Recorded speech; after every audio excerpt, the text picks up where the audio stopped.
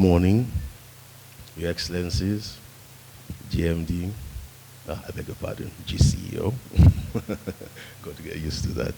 Colleagues, the Permanent Secretary, ladies and gentlemen.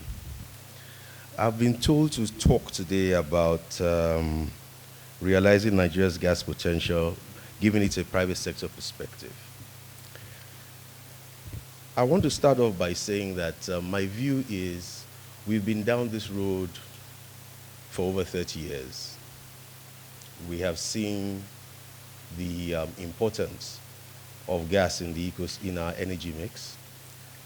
And unfortunately, over the years, it seemed like we set ourselves up to fail, especially when it came to utilizing gas for domestic consumption. We started off in a system whereby competing fuels were subsidized. And as a result of that, the market could never grow on its own to determine its own base. After that, we also, at that same time, seemed to have more emphasis on earning foreign currency from exportation of gas, as opposed to also, at the same time, looking at the critical nature of gas in developing the local economy.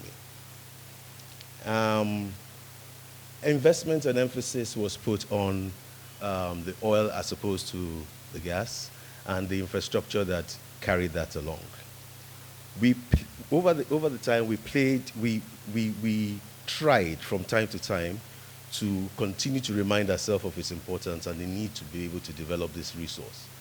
But I think now, virtually 33 years after, some of those impediments that had stopped us from focusing on this resource as an important and necessary catalyst for growth and development, not only of our sector, of our people, have been taken away.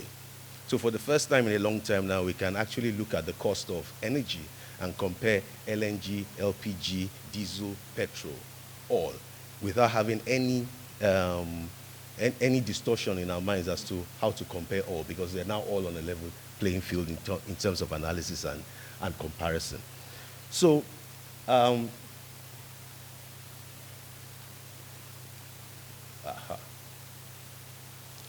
So I would start off by saying that natural gas is the fastest growing fossil fuel. We all know that. I mean, right now it's the third largest fuel consumed globally. In 2040, it's expected that it will be the second. It will be taken over from coal. But at the same time, we expect renewables to be very close behind it in terms of the energy mix. Africa, gas reserves and gas resources have become more important in light of the Russian gas sanctions. The sanctions on Russia have seen us increase importance, as well as Australia and Qatar. But for us, it gives primacy on the issue of our export potential into the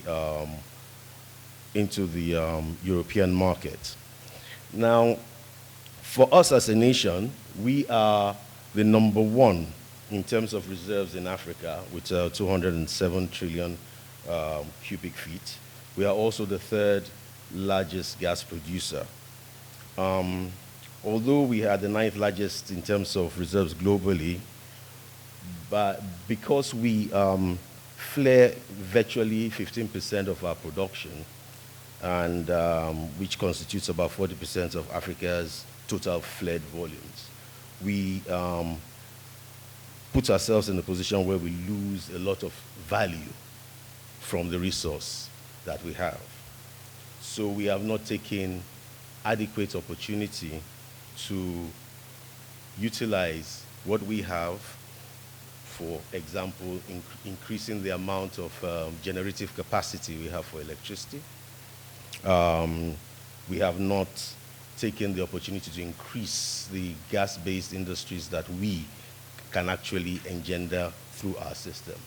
When we ask ourselves, why is that the case? Why do we think this has happened? I'm of the view that it's primarily because we have not allowed the commerce and the economics to drive the development of our resource. We have utilized our view of how we want from a policy standpoint to get certain things done, and we haven't taken steps from time to time to look at it and say, hey, are we really doing the right thing? The first ELPS, Escravos Lagos Pipeline, was commissioned in 1989, if I remember correctly. That's 33 odd years ago. Escravos Lagos Pipeline 2 is going to be finished soon. In between, there have been a few, there have been quite a few projects that have been commissioned, that have commenced, and we've had a lot of delays in the delivery of these projects. And it's not for lack of people not wanting to get these projects done. I believe that the economics had been so testing that the ability to deliver was hindered. We also have recently seen irregularity and unreliability in our gas supply because of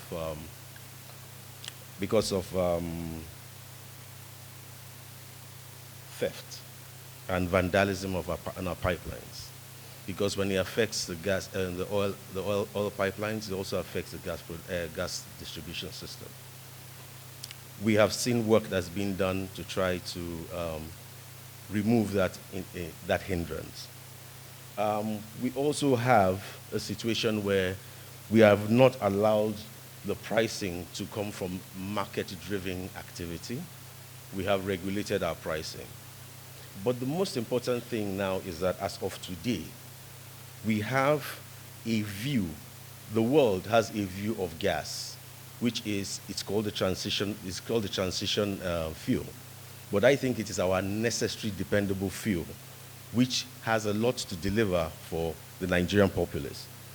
And there is funding available to be able to get local consumption increased. But it requires a holistic approach in terms of what we'll be using to drive this consumption and this investment. We have had a few of these put together, the Nigerian Gas Master Plan, which was delivered to us quite a few years ago. But again, commerciality, the commerce of it, the ability to get the right returns for the players in the market has not allowed that to become a reality. So, we now have very little infrastructure. Basically, the infrastructure we have is so little that it actually leads to some kind of monopoly situation. We have a power sector who should be one of the biggest consumers of our gas, at least to start off the industry, which has got legacy debts that from gas that has been provided in the past that hasn't been recovered by the industry. So what do we do next? What we do next is that we learn from all these mistakes that we have made, because I won't call them mistakes, I'll say our learning curve, and be able to say to ourselves and agree that if we do not allow commerce and allow interest of participants to drive the business, we will still be in a situation where we have good plans and we have no execution. In 32 years, we have seen what has happened in places as far away as Dubai, but also we've seen what's happened in places as close as Banana Island. Once there's a commercial reason for an investment in which the government plays the role of enabler, we would be able to harness this resource that is required for the teeming number of Nigerians that exist today to be able to develop our capacity. I do not see any longer term, medium to longer term strategy for us other than building out our gas infrastructure, which is going to require, as it is said, between $15 to $20 billion. It's not something that is going to come, and it's not something that can be done by government alone. It is going to require the enabling environment and the opportunities that are clearly defined and people can clearly see to allow the private sector to fund and work in partnership with government to be able to deliver on this. It's like building a highway, it's like building roads. You are today investing in what shall bring you value in the future. So from a private sector perspective, I believe the main story here is we have reached the part now where we have learned, we have seen everything that could have gone wrong, we have seen everything that could have gone right. We need to put the harnessing of this resource as a priority for Nigeria, and we need to ensure that we have a level playing field, adequate regulatory capacity to ensure that this opportunity is taken. Thank you very much.